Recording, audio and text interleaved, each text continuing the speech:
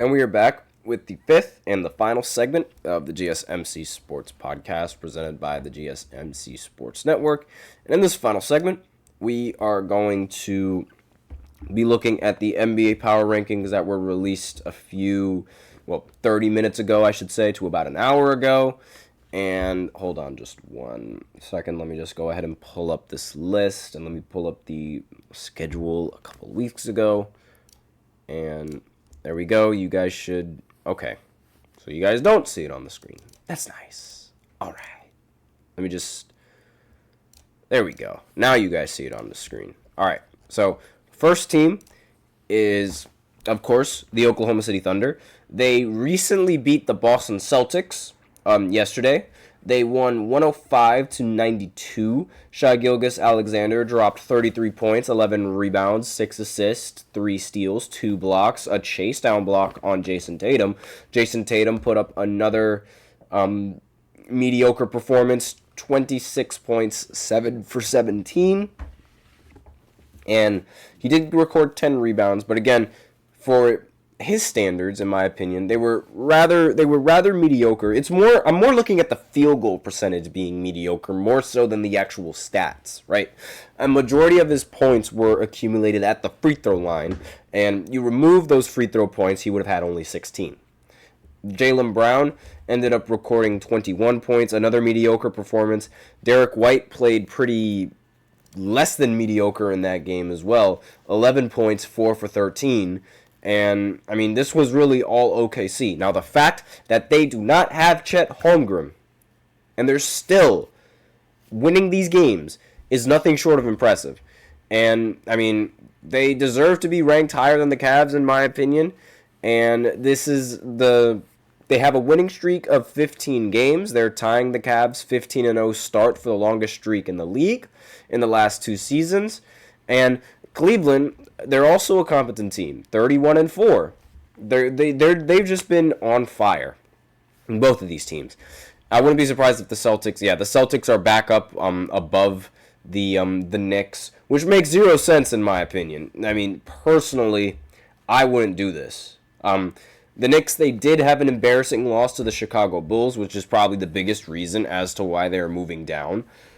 And Karl-Anthony Towns, he dropped 44 points in that game with 16 rebounds and was probably the biggest reason why the game was so close, because towards the end of the game, it was looking like a little bit of a blowout. Karl-Anthony Towns did all that he could to put his team into a position to try and win this game, but it was all for naught, as I hope he's fine, because I do remember he left the game with an injury, so I really hope he's okay. But, you know, I could see why the rankings, they had to change like that. Now, Houston being at number 5 as opposed to being at number 7 is a change that I welcome. I do not mind this change in the slightest. The Houston Rockets, they ended up beating the Los Angeles Lakers. Now, it should be noted that the Lakers, they were 4th in the Western Conference when this happened. And guess what? They still have to go through the Nuggets in the first round. If the playoffs were to end today, if the playoffs were to end when the Lakers were 4th, actually no, if the playoffs were to still end today, they would still have to go through the Denver Nuggets in order to make it past the first round, which is unbelievable. It's unbelievable, but I digress. Houston, they are the 2nd ranked team in the entirety of the Western Conference, which is the most difficult conference to play in, and I welcome this. I welcome them being ranked at number 5. I do agree with them being higher ranked than the Memphis Grizzlies, even though I have no problem with Memphis being ranked over them, because Memphis is just as competent of a team as the Houston Rockets are. Excuse me. Now, the Denver Nuggets, they move up a little bit because they ended up beating Victor Wembanyama and the Spurs, and I know it sounds a little bit overrated but the big reason why they ended up moving up was because Victor dropped 20 and 23, and the Nuggets were still able to win because of Jokic's 46, 10, and 9. Literally, without Jokic, this team would be in the dirt, which is part of the reason why I don't think they deserve such high of a ranking, but at the end of the day, it is what it is. And the teams that are... Okay, the Clippers being at number 8... Hey, I would much rather have them at number 8 than the Bucks, which are probably ranked at 9th. Ooh, even better. The Mavericks, they are at number 9, which makes total sense. Now, I think you need to flip-flop the Dallas Mavericks and the Clippers, and maybe you're overrating the Denver Nuggets just a little bit too much. But the Lakers moving up, that's a really good thing. That's a good thing. I like that. I like them being at 10 as opposed to being at 15, which was incredibly underrated. Minnesota moving down, they deserve to move down. They don't even deserve to be in top 12, in my opinion.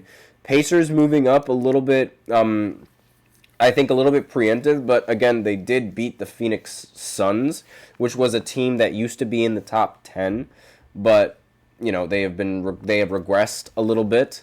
The Orlando Magic, they moved down from 10 to 13, which I completely understand. We just need to wait for Franz Wagner and Paolo Banchero to come back, and then they're going to be unstoppable. Miami Heat, ranked at number 14, also makes sense. San Antonio Spurs being at 15, again, that makes sense. The Bucks being at 16. Finally, this is where they belong, around bottom 15, bottom 16, and maybe even lower than that. This is good. This is what should have happened. I am so, finally, because this Bucks team is not as good as what you might think they are. They are not a good team. They have Giannis, and that's it. They're not a good team. So far in the month of January, they lost to Brooklyn, and they lost to the Portland Trailblazers. Terrible stuff right there. That is terrible ball. But next team, Warriors being at 17. They deserve to be at 17. They're not going to get any better unless they trade. The Atlanta Hawks being at number 18 makes a little bit of sense. Again, another mid-tier team. They're weird because they beat the Celtics twice and they lose to the Pistons. They're weird. They're a weird team. I believe they also have some loss. I think they also have a loss to Washington in this year. Again, a very weird team. Sacramento moving up makes zero sense whatsoever. They deserve to be at 23. They don't deserve to be at number 19. Philly moving down makes total sense. They do not deserve to be anything higher than 20. Detroit moving up makes a little bit of sense. Chicago moving down does not make sense, seeing as how they beat the Knicks. Suns moving down, I don't know about that. I'm pretty sure that's going to change given the rest of the year. Brooklyn staying at 24, and these teams are all going to stay in the same spots as I expect. The Washington moving down, that makes total sense. Bottom teams, Charlotte should move to 29, and Washington should move to 30. That's really my only hiccup. But let me know in the comments what you guys think of this list. Again, not really surprised with a lot of these outcomes. I actually welcome a lot of these differences. The only thing that I really do not welcome all that much is the Denver Nuggets being ranked so high.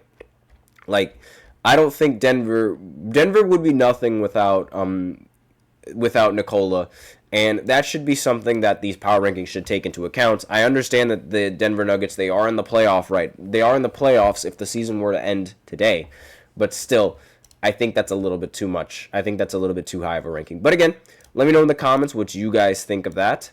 And that's it for the show. That is all that I have on this fifth segment. Thank you so much for tuning in to the GSMC Sports Podcast presented by the GSMC Sports Network. Your support means a lot to us, so remember to subscribe to the show, leave a positive review. It really does make a difference. We also invite you to follow us on Facebook, Twitter, TikTok, and Instagram for more content and updates. As usual, we love to hear what you guys have to say during the show, whether it's a hot take, whether it's a burning question, something you're dying to share. We're all ears. And if you really want your comment and or question to get noticed, then I recommend using Super Chat. You just click on the $ below the chat box, and you could send in your comments and or donations that way. If Super Chat's not your thing, you can always use the link displayed below the ticker, gsmcpodcast.net, and you can send in your comments and or donations that way. That's all that I have for today on this segment. Thank you so much for tuning in. I am your host, Nelson, and as always, take care.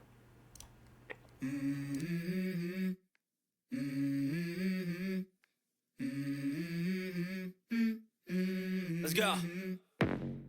I wake up to a little bit of drool on my pillow, feel like it's gonna be a bad day. Yeah, I'm tired of shit, and the coffee ain't hit yet. Damn, ain't that great. I don't wanna go to